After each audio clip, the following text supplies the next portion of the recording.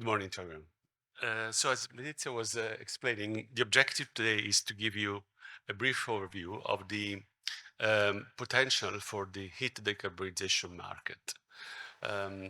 Somehow I'm going to build on what Federico was saying earlier, and we did not spoke before, but actually my presentation is going to be very well connected to what Federico was explaining earlier. Let's start with the view of how energy flows are going to have a dramatic shift in the next few years, both on the production side as well as on the consumption side of things. On the production side, you can see, well, it's very small, unfortunately, but from the colors, you can see that the yellow part, the yellow picture on the left is quite small, and that shows that the portion of energy that is not produced from carbon or fossil fuels is currently very low. And on the consumption side as well, in most industries, again, the demand is satisfied through fossil fuels energy. On the right is the expected picture in 2050.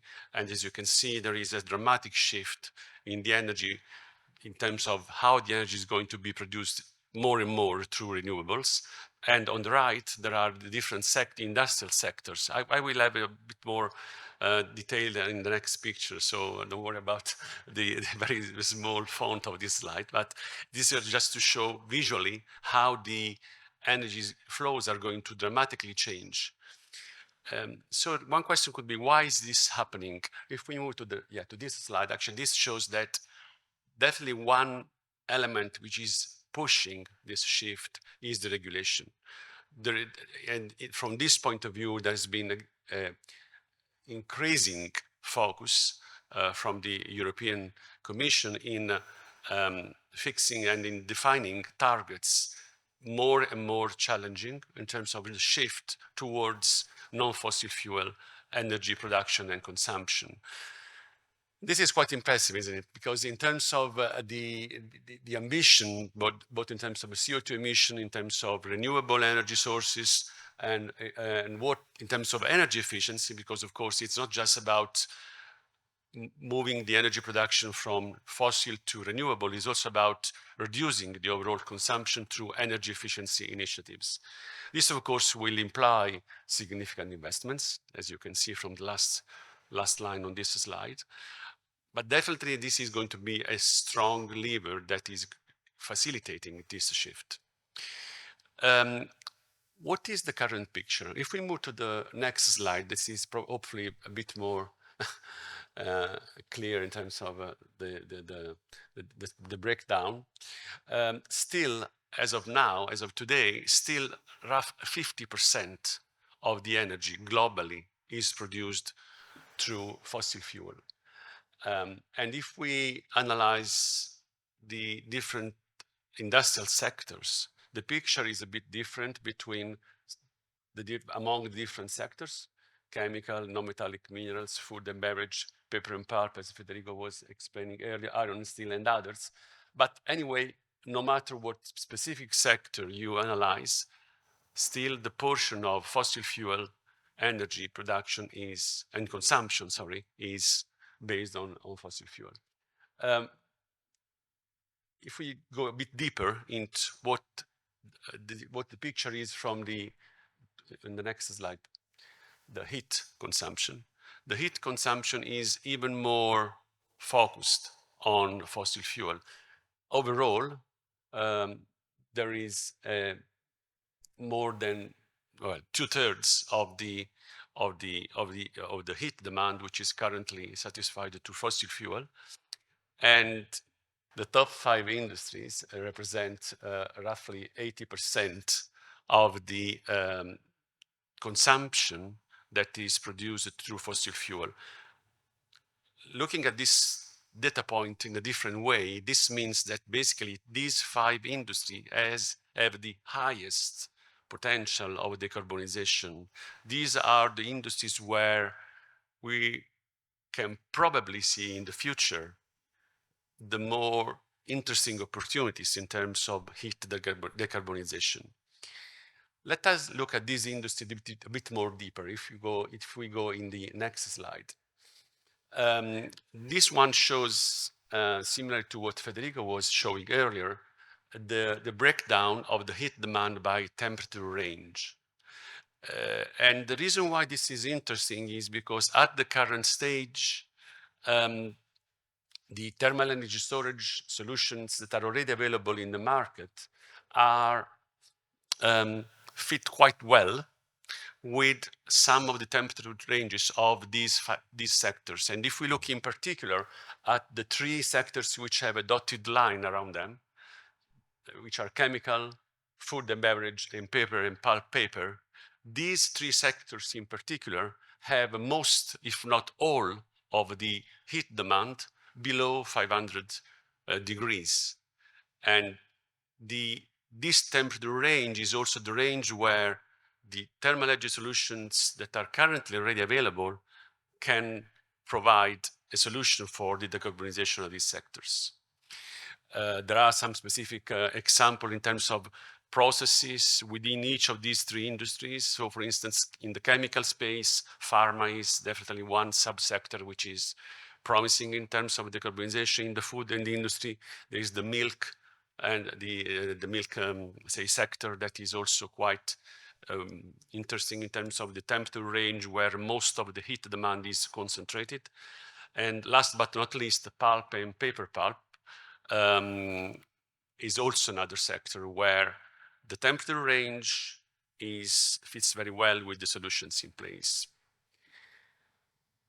Another aspect that is interesting for these three sectors, if we move to the next one, is looking at the heat demand and compare the heat demand with the waste heat available into each of these three sectors. And the reason why this is interesting is because, as you can see, between 15 and roughly 30% of the heat demand can be potentially met through waste heat. This is a slightly different picture from the pure power to heat opportunity, but still is something that, I mean, potentially is interesting because the waste heat, of course, is cheaper, much cheaper, if not totally cheap, than the heat produced in a different way. And so having the possibility to capture some of this waste heat and use it through the adoption of thermal energy solutions is potentially an interesting way to address part of the decarbonization of the heat through this solution. Let us now have a look at the use cases. So what this means, the overall picture that we have illustrated, what does that mean in terms of which are the use cases where we believe there is most of the potential?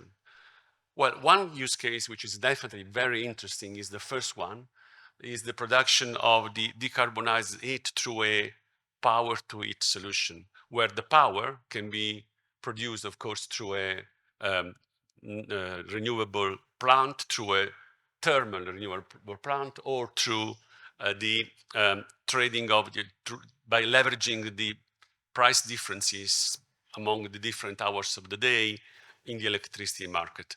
This third element, of course, is quite different on a country by country basis, because there are countries where there are several hours when the electricity market shows very low prices, if not somehow negative prices. The other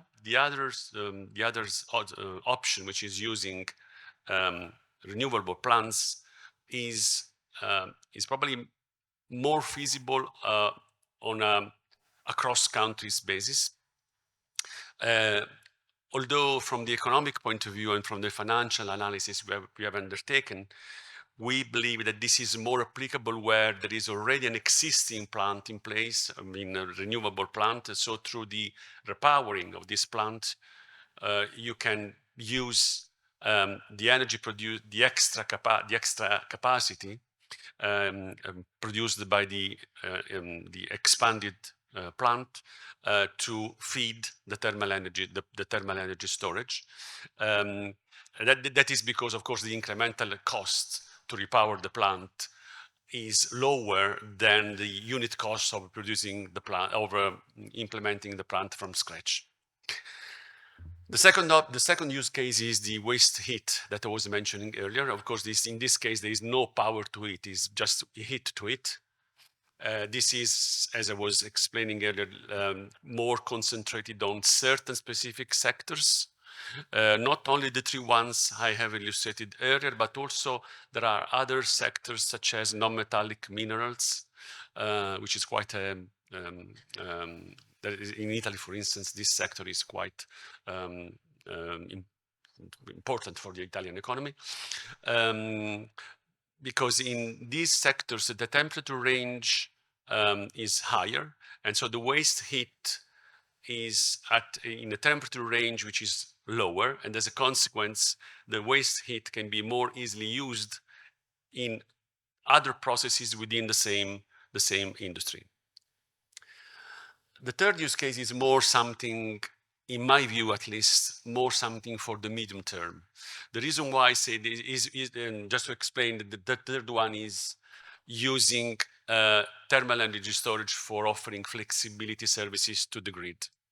In terms of downward flexibility, meaning using the excess electricity from the grid to feed a power to its system, that is something that can be adopted even in the short term. But the other way around, so the heat to power is something that in terms of efficiency, of course, is penalized. And as a consequence, at least in the short term, we do not believe that this is something that is going to be a very huge opportunity for now. Although that depends again on a market by market basis. So in summary, last slide, just to this, what that means. As I said, the decarbonization potential and the expected shift of the energy flows globally is expected to provide a huge potential for technologies that can